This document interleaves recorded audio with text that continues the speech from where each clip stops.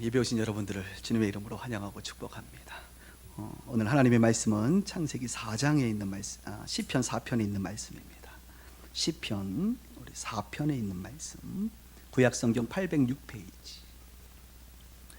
시편 4편 1절에서 8절의 말씀을 나누도록 하겠습니다. 제가 읽을 테니까 눈으로 잘 따라오시길 바랍니다. 내 의의 하나님이여, 내가 부를 때에 응답하소서. 곤란 중에 나를 너그럽게 하셨사오니 내게 은혜를 베푸사 나의 기도를 들으소서. 인생들아, 어느 때까지 나의 영광을 바꾸어 욕되게 하며 헛된 일을 좋아하고 거짓을 구하려는가? 여호와께서 자기를 위하여 경건한 자를 택하시는 줄 너희가 알지어다. 내가 그를 부를 때에 여호와께서 들으시리로다. 너희는 떨며 범죄하지 말지어다. 자리에 누워 심중에 말하고 잠잠할지어다. 의의 제사를 드리고 여호와를 의지할지어다. 여러 사람의 말이 우리에게 선을 보일 자 누구뇨 하오니 여호와여, 주의 얼굴을 들어 우리에게 비추소서. 주께서 내 마음에 두신 기쁨은 그들의 곡식과 새 포도주가 풍성할 때보다 더하니이다. 같이 읽을까요? 내가 평안히 눕고 자기도 하리니 나를 안전히 살게 하시는 이는 오직 여호와이시니이다. 아멘. 오늘은 시편 두 번째 시간, 곤란 중에도 평안하라, 곤란 중에도 평안하라 라는 제목으로 말씀을 나누도록 하겠습니다.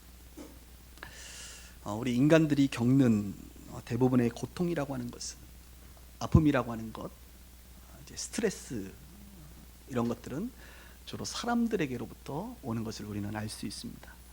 여러분 집에서 혹시 키우는 애완견들이 여러분 그렇게 고통스럽게 안 하죠? 예. 하나님이 창조한 동물들이 우리를 그렇게 고통스럽게 하지 않습니다. 하나님이 창조하신 만물들이 우리를 그렇게 고통스럽게 하지 않습니다. 대부분 저와 여러분들이 고통을 받는 것, 스트레스를 받는 것은 사람들 때문입니다. 가정에서 고통받으신 분들 가만 보면 남편 때문에 고통받고, 자녀 때문에 고통받고, 아내 때문에 받고, 시부모님, 친정부모님들 때문에 고통받는 것 같아요. 사람 때문에 받죠. 직장생활 하시는 것도 보면 동료, 상사, 심지어는 비즈니스 파트너들 때문에 큰 고통, 스트레스를 많이 받습니다. 교회 생활하면서도 스트레스 받죠. 목회자들 때문에 받고, 또 동료 성도들 때문에 받기도 하고, 물론 저희 교회는 아니라고 봅니다만 그렇습니다. 우리가 하나님 때문에 스트레스 받지는 않죠. 하나님께서는 여러분들에게 스트레스를 주시는 분이 아니시기 때문에 그렇습니다. 결국 우리는 사람들 때문에 스트레스를 받습니다. 고통을 받습니다. 그래서 미래 사회에는 사람들을 거부하기 시작할 것입니다. 이미 그 증상은 나타나기 시작했습니다. 사람들 때문에 내가 힘드니까 사람을 안 만나기 시작하는 것이죠. 결혼했던 사람들 얘기 들어보니까 보통 스트레스가 아니야? 결혼 안 해. 밥 먹는 것도, 같이 먹는 것도 힘든 일이야. 메뉴 정하는 것도 스트레스야. 혼자 밥을 먹어요. 혼밥. 그래서 요즘에 여러분 그거 아세요? 어느 식당에 가면 혼자 먹을 수 있도록 따로 마련한 것이 있습니다. 보통 여러분 불고기라든지 돼지갈비 같은 거 먹을 때 혼자 식당에 가서 구울 수 있나요? 저는 예전에 해본 적이 있습니다. 혼자 가서 돼지갈비 2인분 시켰더니 물을 2잔 주더라고요. 혼자 먹을 겁니다. 그랬더니 상당히 당황하시는 것을 보게 돼. 혼자 고기 구워 먹기 쉽지 않아요, 여러분. 한 번 하고 제가 그다음부터는 안 하는데, 요즘 어느 식당 가보면 TV처럼 모니터 켜놓고 앞에 칸막이 해주고 옆에 해주고 혼자 구워 먹게 하는 거예요. 혼밥의 시대입니다. 1인 가족 시대죠. 1인 가족 시대. 마트에 가면 메뉴들을 보더라도 혼자 먹을 수 있도록 그 양들을 포장해 놓은 것들을 우리는 쉽게 볼 수 있을 것입니다. 그래서 여러분 앞으로 사업하실 분들이 소비 형태가 1인 중심의 소비 형태로 상당히 많이 발전하니까 혹시 장사를 하더라도 그렇게 한번 생각해 보십시오. 사람들은 우리에게 스트레스를 주기 때문에 가능하면 사람을 만나고 싶지 않은 것이 미래 사회의 모습이다, 이렇게 말할 수가 있습니다. 많은 젊은이들이 교회 나오지 않는 것 중에 하나가, 밖에서도 사람들 때문에 그렇게 피곤한데 내가 교회까지 가서 사람들을 만나야 하는가? 예배만 드리고. 그래서 저는 여러분들에게 어느 순간부터 서로 인사하지 말라고 하죠. 알고 계십니까? 인사를 안 시킵니다. 옆에 있는 사람 누군지도 모르는데 인사하라고? 힘들어. 왜 나에게 스트레스를 주시지 목사님이? 이렇게 생각할까 봐 그 한 명을 위해서 요즘에는 인사를 안 하고 있습니다. 끝나고 나서 식사하시면서 인사하시면 되겠죠. 사람은 우리에게 고통을 주지만 여러분, 기계는, 컴퓨터는, 로봇은 여러분들에게 고통을 주지 않을 것입니다. 그래서 요즘 아이들은 옆에 사람이 있음에도 불구하고 대화를 할 때 카톡으로 서로를 대화하는 것을 보게 됩니다. 말하고 싶지 않다는 거. 옆에 있지만 당신하고 말하면 스트레스 받으니까 문자로 주고받자, 이런 거예요. 스트레스 받으니까 로봇을 사다 놓고 로봇이 청소하게 하고. 저희 교인 중에 로봇 청소기 사신 분이 있더라고요. 제가 물어보니까 굉장히 좋대요. 로봇은 늘 일정합니다. 로봇은 짜증내지 않습니다. 우리에게 강요하지도 않습니다. 미래 사회는 이토록 혼자 철저한 개인주의화된 시대라고 말할 수가 있습니다. 사람에게 스트레스를 받기 때문에 그렇습니다. 2000년 전 성경에도 보면 사람 때문에 꽤나 스트레스를 받았던 한 사람이 등장합니다. 그 사람의 이름은 다윗입니다. 오늘 시편을 썼던 그 인물은 다윗입니다. 다윗이 상당한 고통을 받게 됩니다. 왜냐하면 그의 셋째 아들 압살롬 때문에 그렇습니다. 이 압살롬이가 성경에 보면 꽤나 인물이 좋습니다. 아주 아름답다고 얘기하고, 누가 봐도 야, 왕의 아들이에요. 셋째 아들이에요. 그죠? 금수저잖아요. 그런데 인물이 훤해. 그런데 그는 능력도 있습니다. 일처리가 깔끔합니다. 그리고 그는 매력이 있어요. 여러분, 사람 보면 어떤 사람 보면 매력이 있잖아요. 난 좀 매력이 없어가지고 주여 매력 좀 달라고 주여 기도하고 있는데, 매력이 있어 사람이. 왕의 아들이지, 인물 좋지, 능력 있지, 매력 있지. 그러니까 성경에 보니까 이스라엘 백성들의 마음을 압살롬이 다 가져가기 시작하는 것입니다. 이제 늙어버린 아버지 다윗보다 그의 셋째 아들이 와 멋있다, 백성들의 마음을 다 갖게 되는 거예요. 그리고 압살롬이 한 것 중에 하나가 첫째 아들 암논을 죽입니다. 왕의 자리를 차지하기 위함이죠. 그리고 누굴 또 죽이겠습니까? 아버지 다윗을 죽이고자 합니다. 다윗은 그것을 깨닫고 도망갑니다. 왕이 그 늙은 나이에 도망갑니다. 비참하죠. 그 도망가 있는 상태에서 쓴 시가 오늘 본문에 있는 4편의 내용이라고 말할 수가 있습니다. 권력 앞에 늘 피비린내가 나는 법 아니겠습니까? 권력 앞에. 참 다윗은 도망자의 신세를 오랫동안 살았어요. 젊어서는 사울 왕으로부터 도망자의 신세로 살았고, 늙어서는 자기 아들 압살롬에 의해서 도망다니는 인생을 살아가는 참으로 도망자 다윗이다라고 말해도 틀리지 않을 것 같습니다. 이렇게 도망가 있는 상태에서 다윗이 느낀 감정이라고 하는 것은 바로 곤란함. 오늘 성경에 보니까 곤란, 영어로 보면 디스트레스, 스트레스를 받았다는 것입니다. 1절을 볼까요? 내 의의 하나님이여 내가 부를 때에 응답하소서. 곤란 중에, 고통 중에, 스트레스 중에 나를 너그럽게 하셨사오니 내게 은혜를 베푸사 나의 기도를 들으소서.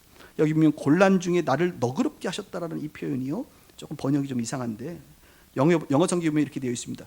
Give me relief from my distress. 그러니까 나의 이 고통에서부터, 이 스트레스로부터 주님 나를 벗어나게 해주세요, 이런 뜻이거든요. 지금 다윗이 기도하고 있는 것입니다. 여러분, 고통 중에 있는 다윗에게 오늘 성경은 그가 깨달은 세 가지의 놀라운 사실을 발견하게 됩니다. 오늘 저는 이 세 가지의 사실을 여러분들과 나누고 싶은데요. 첫 번째, 고통 중에 있는 다윗이 가만 보니까 압살롬이 하나님의 영광을 욕되게 하고 있다는 것입니다. 하나님의 영광을 욕되게 하고 있다는 거예요. 2절에 보실까요? 인생들아 어느 때까지 나의 영광을 받고 욕되게 하며 헛된 일을 좋아하고 거짓을 구하려는가. 인생들아, 여기서 말하는 인생들아는 압살롬을 포함한 그 대적들을 말하는 것이죠. 인생들아 어느 때까지 나의 영광, 여기서 말하는 나는 하나님이 아니라 다윗이에요. 다윗의 영광 말이죠. 그 영광을 바꾸어서 욕되게 하느냐 말이죠. 그런데 여러분, 다윗의 영광은 단순한 다윗의 영광이 아니라 다윗의 영광은 하나님께서 부여해 주신 영광인 것이죠. 다윗은 스스로 높아지려고 하는 것이 아니었어요. 그는 그냥 목동으로 평범한 일상을 살았던 소년이었습니다. 그러나 그 소년을 하나님께서 일방적으로 부르셔서 그를 왕으로 삼으시고 그를 높이셨습니다. 다윗이 잘 되는 것은 곧 하나님의 영광이 드러나는 것이었습니다. 다윗이 전쟁에서 이기는 것은 곧 하나님이 승리하시는 것이었습니다. 다윗의 영광은 곧 하나님의 영광이었습니다. 이 하나님이 높여주신 하나님의 영광, 다윗의 영광을 누가요? 압살롬이 바꾸어 버리는 것입니다. 욕되게 하는 것입니다. 저는요, 오늘 말씀을, 설교를 준비하면서 우리가 살고 있는 이 시대는 하나님의 영광을 하나님께서 주신 그 영광을 바꾸어 욕되게 하는 시대다라고 생각됩니다. 이 시대는 참으로 영적인 압살롬과 같은 많은 사람들이 있어서 하나님께서 주셨던 그 영광을 외부의 공격으로 말미암아 혹은 스스로 타락함으로 말미암아 그 영광을 욕되게 해버린, 하나님의 영광을 욕되게 해버린 시대, 우리가 살고 있는 시대입니다. 올해 저희 교회 표어가 새 부대가 되게 하소서라는 표어입니다. 작년 11월 셋째 주, 다음 주가 여러분 추수감사주일인데 이제 작년 추수감사주일에 저희가 이곳에서 첫 예배를 드렸죠. 공릉동에서 이전해서 이곳에서 첫 예배를 드렸습니다. 그러니까 오늘이 정확히 얘기하면 52주 된 딱 1년이 되는 날입니다. 그리고 올해에 저희 교회 표어는 이제 새로운 부대가 되게 해달라고 그렇게 기도했고 1월 셋째 주에 새 부대가 되게 하소서라는 제목으로 설교를 했습니다. 그리고 제가 그때 설교하면서 여러분 기억하십니까? 종교개혁 500주년이 올해다. 그래서 종교개혁 500주년을 맞이해서 루터의 95개조 반복문에 대해서 제가 설명을 쭉 해줬던 기억이 있습니다. 오늘 다시 한번 그것을 생각해 보고 싶은 거예요. 올해가 종교개혁 500주년을 맞이하는 한국교회에게 아주 의미 있는 그런 한 해인데, 안타깝게도 한국교회가 종교개혁에 대해서 구호를 외치고 세미나를 하고 포럼을 하고 집회도 하지만 실제로 한국교회의 모습이 종교개혁을 일으킬 만한, 아니 우리의 삶이, 교회의 삶이 좀 뭔가 하나님 말씀대로 돌아간, 회개하고 돌이킨 그런 내용들이 좀 있는가 라는 것을 한 해를 지나보면서 돌이켜보면 그리 좋은 점수를 줄 수 없을 것 같습니다. 그 중에서도 종교개혁 500주년을 맞이해서 찬물을 확 끼얹어버리는 대형 사건이 지난주에 있었죠. 아마 뉴스를 보신 분들은 알 거예요. 지난 주간에 JTBC 뉴스룸을 통해서 또 각종 언론을 통해서 명성교회 세습 이야기가 방영이 됐습니다. 제가 이런 일이 있으면 꼭 보거든요. 다시 보기를 해서 댓글이 어떻게 달려있나를 한번 보면 평상시에 여러분 아주 큰 이슈도 한 500개, 1000개 안 달려요. 근데 딱 클릭하니까 5000개가 달렸더라고요. 관심이 많아요, 사람들이. 우리만 알지 못하는 것 같아요. 명성교회는 전 세계에서 가장 큰 장로교회입니다. 물론 이미 금요일이나 또 다른 시간에 제가 한번 언급했지만 다시 한번 언급하겠습니다. 그 교회는, 한국의 장로교는 크게 두 교단이 가장 큰데요. 이제 장신대학교를 중심으로 한 통합측과 총신대학교를 중심으로 한 합동측이 제일 큽니다. 여기는 통합측교회입니다. 통합측교회에서 가장 큰 교회죠. 교인이 10만 명, 재산이 수천억 원. 그런데 아들에게 세습을 하겠다는 거죠. 그리고 그 아들이 이번 주에 인터뷰를 했습니다. 자기가 그냥 받아야 될 것 같다고. 그래서 세습하기로 결정을 했습니다. 아들의 이름은 김하나입니다. 어떻게 이름을 그렇게 지었을까? 하나, 님자만 붙이면 하나님이세요. 김하나님. 한국인의 한국 하나님이시죠. 김하나. 제가 좀 비하하는 겁니다. 세상 사람들은 이 이야기를 이렇게 표현합니다. 아버지 김삼환 목사는 하늘의 하나님을 버리고 집안의 하나님을 모셔드렸다. 그럴싸하죠? 하늘의 하나님을 버려버리고 집안에 있는 자기 아들 하나님을 앉혔다는 것입니다. 아들은 이번 주 인터뷰를 보니까 교회를 생각해서 세습하기로 수락하였다라고 얘기했어요. 교회를 생각해서. 그가 생각하는 교회는 한국 교회는 아닌 것 같아요. 그가 생각하는 교회는 아버지 교회인 것 같습니다. 그리고 그것이 자신의 교회가 되겠죠. 참 마음 아픈 일입니다. 또 이번 주에 또 하나의 사건이 또 등장했어요. 성복교회라고, 아마 여기 그 교회 다녔던 분도 있는데, 성복교회 이태희 목사라는 분이 있습니다. 거기는 총신측, 합동측이 큰 교회입니다. 2000명 모여요. 동부간선 타고 쭉 가다 오면 오른쪽에 보이는 교회입니다. 그분은 아주 기뻐하세요. 왜냐하면 세습을 우리는 완료했다. 이미 완료했기 때문에 우리는 이제 고민 안 한다 하면서 굉장히 활짝 웃는 사진이 보이더라고요. 교회 세습 문제는 20년 전부터 한국교회에 계속적으로 지적되어 온 문제입니다. 뭐 다른 나라 비교할 필요 없어요. 한국교회, 이 대기업이 여러분 아들들에게 계속적으로 물려주듯이 교회가 마치 어떤 사적인 기관처럼 사유화된 모습으로 비춰지는 게 세습이거든요.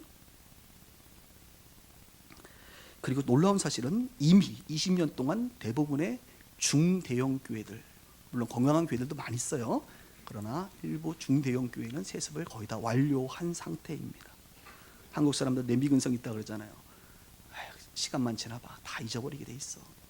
정말 그런 것 같아요. 그러나 믿지 않는 자들은 잊지 않습니다. 그들은 계속 마음이 완악해집니다. 교회를 싫어합니다. 혐오합니다. 이런 시대를 저와 여러분들이 살아가고 있습니다.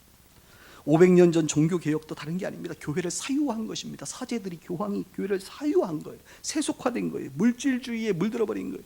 그래서 동전을 넣어야 된다는 것입니다. 그래야 연옥에서 천국으로 간다는 거예요. 저는 이 사건을 보면서 이번 주에 한국의 대표적인 장로교, 한국만이 장로교가 가장 많은 나라거든요.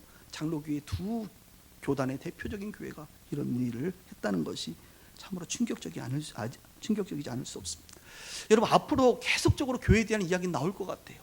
교회의 3대 악재가 있습니다. 첫 번째, 돈, 재정과 관련된 문제. 두 번째, 권력과 관련된, 명예와 관련된 문제. 세 번째, 성적인 문제. 돈, 권력, 성. 이것은 교회만이 아니라 모든 타락해버린 인간들이 추구하는 가장 가치 있게 생각하는 것이 되어버리죠. 돈, 명예, 성적인 쾌락. 세습의 문제는 명예의 부분입니다. 권력 그리고 돈과 연관되어 있죠. 내년부터 종교인 과세가 시작되는 거 아시죠? 여러분 이미 언론을 통해서 모르는 것처럼 눈빛을 주지만 여러분들 다 알고 있죠. 목사님 우린 다 알아요. 뭐 이런 거. 내년부터 종교인 과세가 시작됩니다. 그러면 교회의 재정적인 문제는 계속적으로 더 이슈화 될 것입니다. 감사하게도 저희 교회에는 저희 딸이 하나 있는데 딸은 목회를 안 한다고 하니까 너무 걱정하지 마시고, 그리고 제 은퇴가 아직 많이 남았다니까 여러분 너무 걱정하지 마시고, 그 다음에 저희가 교회를 개척할 때, 제가 가정교회로부터 시작할 때 10년 전에 세금을 냈어요. 저는 그때부터 지금까지 여러분 월급 받는 분들하고 똑같습니다. 근로소득세를 전 냅니다. 4대 보험에 들었습니다. 매년 연말정산합니다. 2월달이 기대됩니다. 그래서 세금 내니까요 너무 걱정하지 마시고, 저는 그것이 성경적이라고 믿어요. 여러분들의 일도 거룩한 것이고 제가 하는 일도 거룩한 것이라고 저는 믿습니다. 가이사의 것은 가이사에게, 하나님의 것은 하나님에게 드리는 것이 맞다고 저는 믿습니다. 성적인 타락의 문제는 앞으로 계속적으로 교회 안에서 일어날 것입니다. 어느 미래학자는 이렇게 말했답니다. 미래에는 두 부류의 사람만 존재할 것이다. 첫 번째 사람은 철저한 무신론자이거나 또 한 사람은 헌신된 그리스도인이거나. 미래 사회는 분명해진다는 것입니다. 애매해지지 않는다는 거예요. 지금도 거짓을 가장한 진리 별로 없어요. 진리를 가장한 거짓 그렇게 여러분 시간 지나면 다 드러나게 돼 있어요. 꽁꽁 숨겨놓은 거 다 드러나게 돼 있거든요. 인격적으로 하나님을 만나지 않으면 과학과 이 미래 사회의 이 논리, 로직으로 말미암아 설득당해서 여러분 비그리스도인이 될 가능성이 높다는 것입니다. 미래 사회는 그래서 철저하게 하나님과 인격적인 만남을 가지고 성령 안에서 살아가는 헌신된 그리스도인들만 남을 것이다. 저는 그 말이 맞는 것 같아요. 지금 청소년들, 대학생들 복음화율이 3.3%. 3.3%. 어른 세대들 한 10%가 넘잖아요. 고학력자, 전문 직종일수록 여러분 예수 믿는 사람들이 많은 거 아세요? 물론 기독교 학교의 영향으로 말미암아 그래도 한국의 리더들이 많아서 10%밖에 안 되지만 마치 한국은 기독교 국가처럼 느낄 정도로 하나님께서 축복하셨어요. 그런데 미래 사회가 되면 될수록 다음 세대는 예수 믿는 아이들이 줄어들 것이라는 거예요. 인격적으로 그들이 하나님을 만나지 않으면 그들은 무신론자가 될 가능성이 높다는 것입니다. 저는 그 말이 맞는 것 같아요. 지난주일 시편 1편을 통하여 시냇가에 심은 나무에 대해서 설명하면서 우리가 예수 그리스도에게 뿌리를 깊이 내리지 않으면 웬만한 뿌리는요 뽑힌다는 거예요. 여러분 내년부터 계속 언론에서 이제 교회에 대해서 여러분 한번 생각해 보세요. 들려진다고 생각해 보세요. 여러분이 교회 다니는 거 주변 사람들이 안다고 생각해 보세요. 전도라는 거 쉽지 않습니다. 앞으로. 물론 포기할 수도 없지만 쉽지 않은 거예요.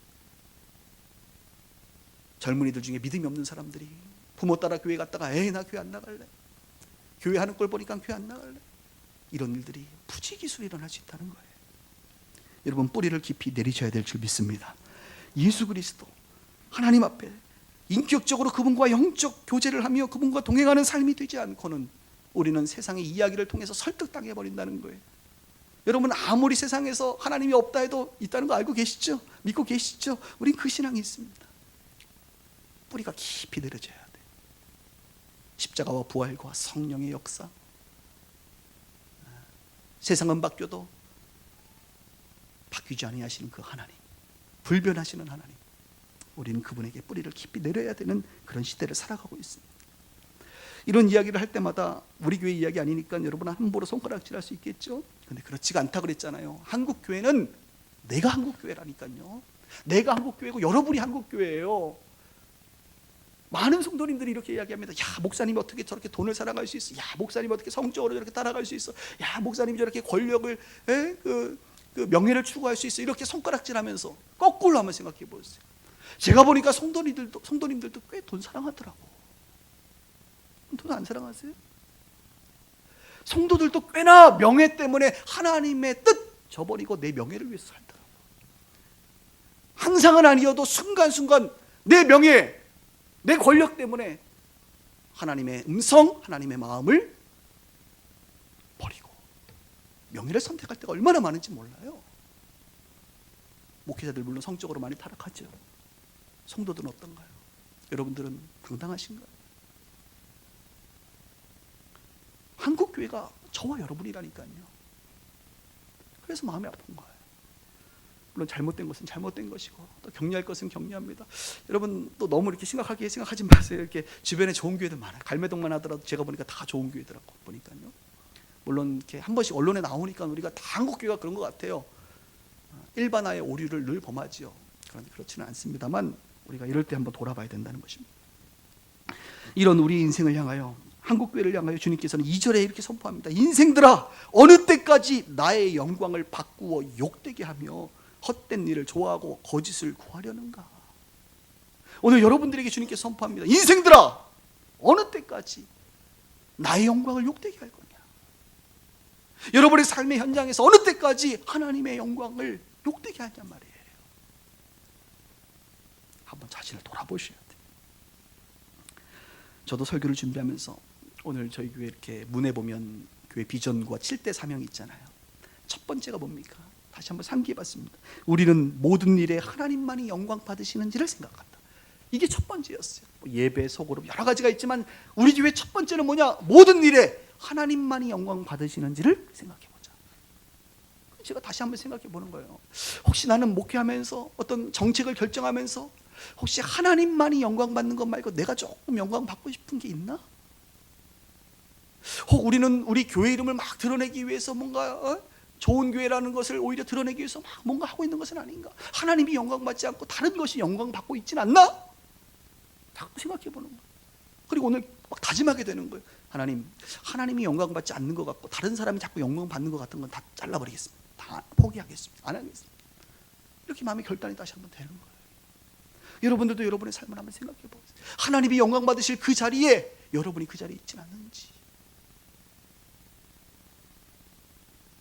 생각해보는 오늘이 되기를 바랍니다.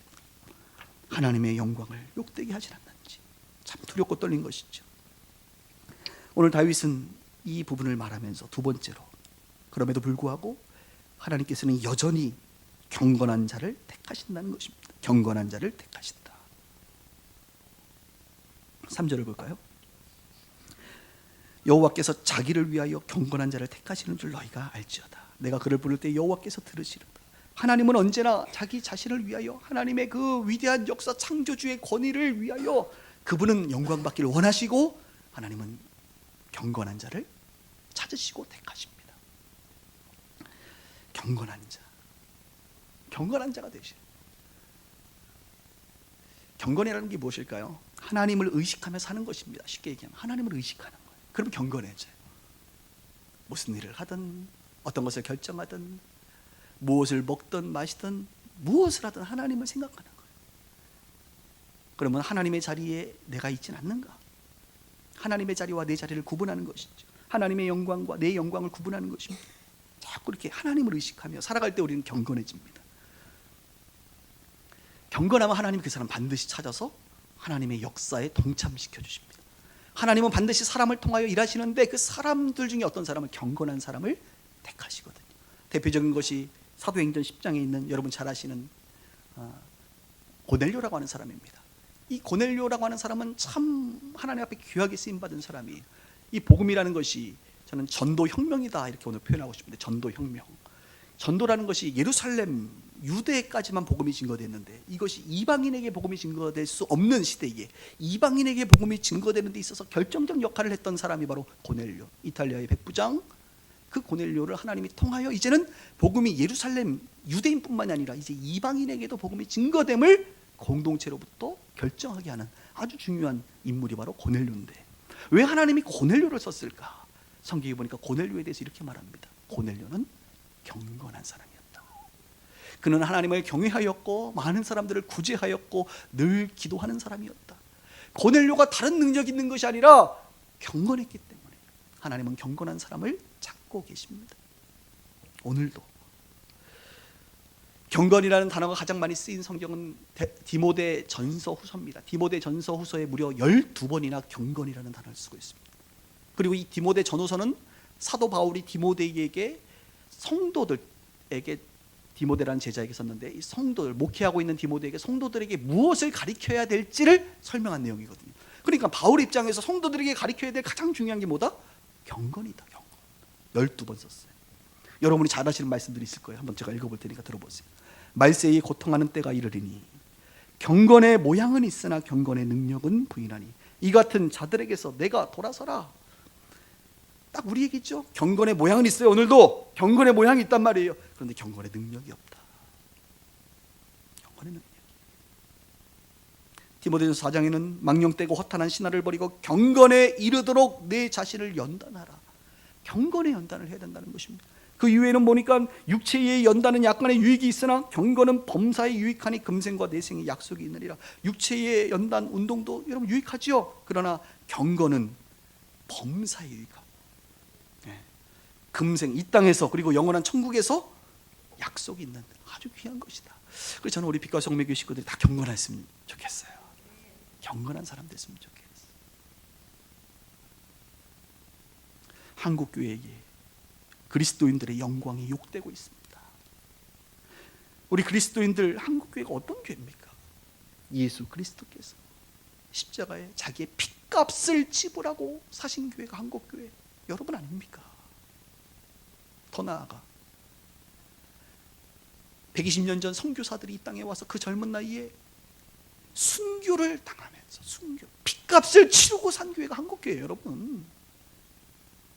그리고 우리 믿음의 선배들, 선조들이 그 경건함과 핏값을 치러가면서 지키고 기도하고 피와 땀과 눈물로 세운 교회가 한국교회예요. 이 한국교회의 영광은 위대합니다. 그래서 이 조그만 나라에서 말이죠, 1000만 명도 안 되는 이 그리스도인들이 전 세계의 선교를 주도하고 있고 가장 모범이 되는 교회가 한국교회란 말이에요. 한국교회의 영광이 있었단 말이에요. 하나님의 영광이 한국교회에 있었다고요. 근데 지금 얼마나 욕되고 있습니까?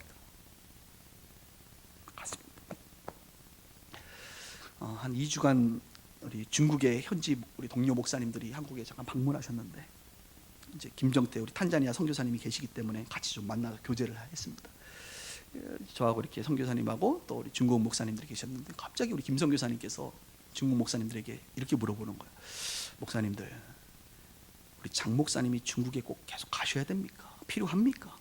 옆에서 얼마나 당황스럽던지, 나는 필요해서 간다고 생각하는데 그렇게 질문을 하니까 이 사람들 아니요 이러면 얼마나 당황스럽겠어요. 장 목사님이 계속 가셔야 돼요? 그리고 또 물어보더라고요. 한국 교회가 아직도 중국 교회에 필요합니까? 솔직히 말해달라고. 선교사들이 중국에 아직도 필요합니까? 솔직히 말해달라고. 제가 그 한 5초간 얼마나 가슴이 뛰는지. 그 목사님들이, 현지 목사님들, 사실은 필요 없는데 그냥 온다니까 받아주는 거, 이러면 얼마나 제가 당황스럽겠어요. 근데 그분들이 딱 정색을 하면서 계속 필요합니다, 정말 필요합니다, 이렇게 얘기를 하니까 제 마음이 얼마나 감사한지. 할렐루야. 제가 다다음 주에도 이제 12월 초에도 저기 하얼빈 가야 되거든요. 하얼빈에 우리 30대 젊은 목사님들이, 담임 목사님들이 한 10분 이상 모여서 지금 저를 기다리고 있어요. 하루 원데이 세미나를 하러 가는데, 야, 그때 중국말로 뿌싱! 아니? 잃어버리면 그냥 얼마나 당황스럽겠어요. 근데 필요하다 그래서 제가 굉장히 감사했는데요. 저도 보면 알죠. 뭐 필요하니까 가는 거지, 뭐 안 필요하면 내가 뭐하러 거기까지 힘들게 가겠습니까? 힘들어. 목회하는 것도 힘든데 거기까지 가는 게 더 힘들어요.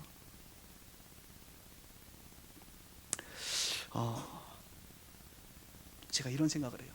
아직도 한국 교회가 할 일이 있구나. 그때 그날 그걸 깨달았어요. 아직도 내가 할 일이 있고, 아직도 우리 빛과 소금의 교회가 할 일이 있고, 아직도 한국 교회가 할 일이 있구나. 여러분, 전 세계 가운데 하나님께서 이 한국 교회를 통해서 아직도 할 일이 있다고 저는 믿습니다. 물론 요번 주 기도하면서 주님이 그렇게 말씀하셨어요. 너 나하고 딜하지 마. 무슨 말입니까? 너 한국 교회가 아직도 성교에 필요하니까 하나님이 우리를 안 망해하실 거야 라고 나한테 얘기하는 거, 그런 태도 옳지 않다는 거예요. 그래서 제가 회개했어요. 그래, 맞아. 하나님이 망하게 하면 망할 수 있습니다. 그죠?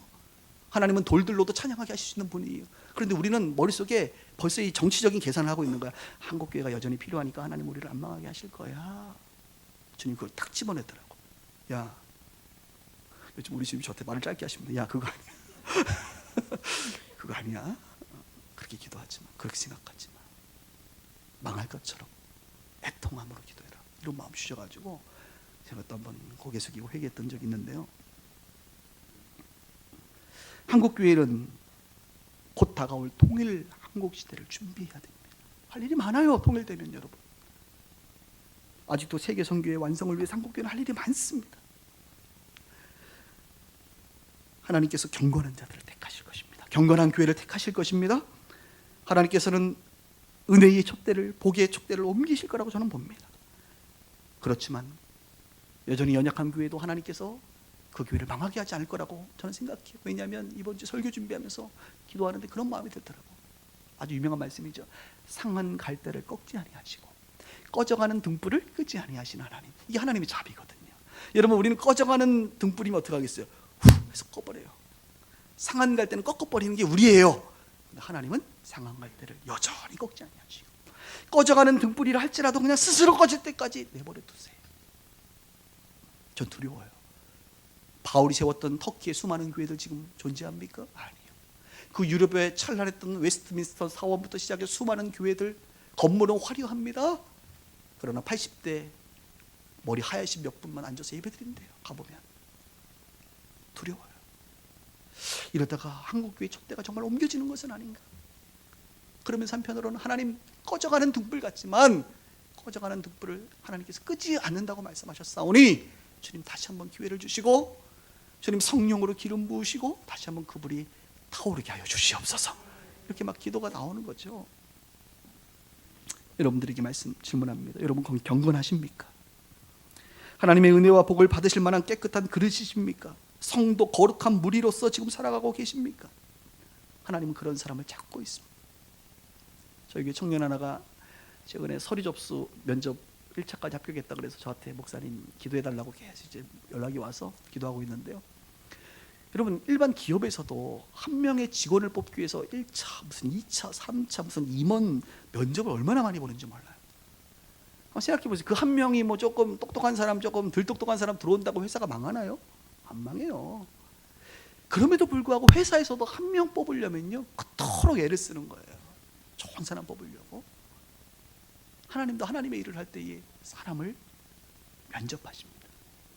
그런데 하나님의 면접은 스펙이 아니라 출신 성분이 아니라 그 사람의 능력이 아니라 딱 하나만 봐요. 나를 사랑하는지, 경건하냐. 경건.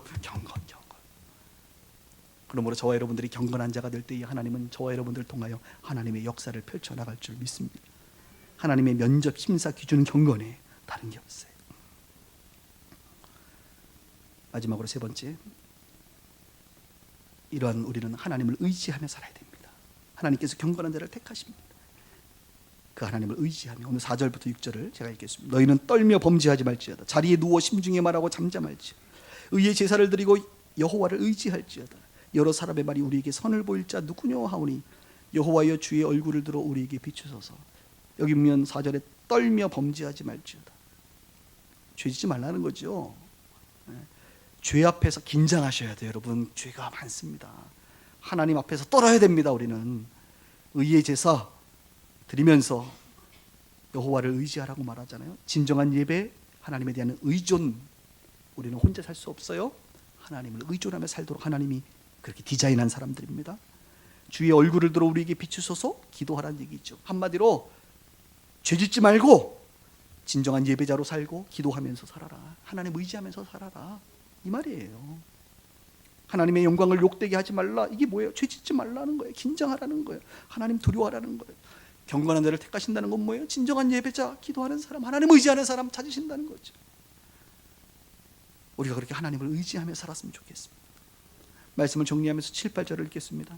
주께서 내 마음에 두신 기쁨은 그들의 곡식과 새 포도주가 풍성할 때보다 더하나이다. 내가 평안히 눕고 자기도 하리니 나를 안전히 살게 하시는 이는 오직 여호와이시니이다. 여기 보면 중요한 단어들이 몇 개 나오는데 기쁨이라는 단어가 나옵니다.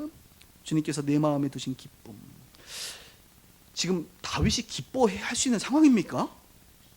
아니죠. 아들로부터 쫓김을 당하고 있는데 어떻게 기뻐할 수 있다는 거예요. 그런데 다윗은 하나님이 내 마음에 기쁨을 두신다. 그 기쁨은 곡식과 새 포도주의 풍성할 때보다 더. 곡식과 새 포도주가 풍성하다는 건 뭐예요? 지금으로 얘기하면 여러분 장사가 잘 되고 진급 잘 되고 사업 잘 되고 자식들 취업 잘 되고 뭐 만사 형통한 거 말하는 거예요. 그것보다 기쁨이 더하다. 어떻게 이런 상황에 이렇게 기쁨이 더하다고 고백할 수 있을까? 그 다음 또 다른 단어가 평안히 눕고 자기도 하리니. 어떻게 평안할 수 있죠? 지금은 평안할 수 있는 상황이 아니잖아요. 도망자가. 그런데 평안히 눕고 잔대요. 여러분 잘 주무세요? 최근에 어느 분이 나보고 기도 부탁하더라고요. 요즘에 잠을 잘 못 잔다고. 오늘 그분 설교 들으셔야 되는데, 평안히 눕고 자기도. 평안할 수 없는 상황이지만 평안할 수 있다는 것입니다. 그 다음에 안전히 살게 하시는 이는 오직. 어떻게 안전해요? 지금 불안전하잖아요. 죽을 수도 있잖아요. 다윗은 안전하다, 기쁘다, 평안하다, 안전하다. 여호와께서 허락하신다는 것이죠. 이 고백이 있는 거예요. 그래서 저는요, 지금 여기 앉아 계신 분들이 다윗과 같이 이 스트레스 상황이 있는 분은 없을 거라고 봅니다. 물론 과거에는 이 정도의 스트레스를 받으신 분도 있었을 거예요. 정말 죽고 싶을 만큼 힘들었던 사람도 있었을 거예요. 그러나 지금 앉아 계신 분들 중에 다윗처럼 힘든 사람은 없을 거라고 저는 생각해요. 다윗이 이렇게 고통 중에도 평안하고 기뻐하고 안전할 수 있는 이유, 그것은 바로 여호와 하나님을 의지하기 때문입니다. 하나님은 그렇구나, 경건한 자, 내가 다윗인 내가 경건하지, 경건한 자를 택하신다. 하나님의 영광을 더럽히고 무시하고 욕되게 하는 자들을 주님께서 꺾으시고 나를 다시 세우실 것이다 라고 하는 하나님을 향한 믿음, 그 믿음이 있기 때문에 그는 도망다니면서도 편안히 산다는 것입니다. 그 다윗의 믿음이 오늘 저와 여러분들 가운데 있기를 바라요. 설교의 제목처럼 곤란 중에도 스트레스 중에도 평안할 수 있기를 주님의 이름으로 축원합니다. 기도하십시다.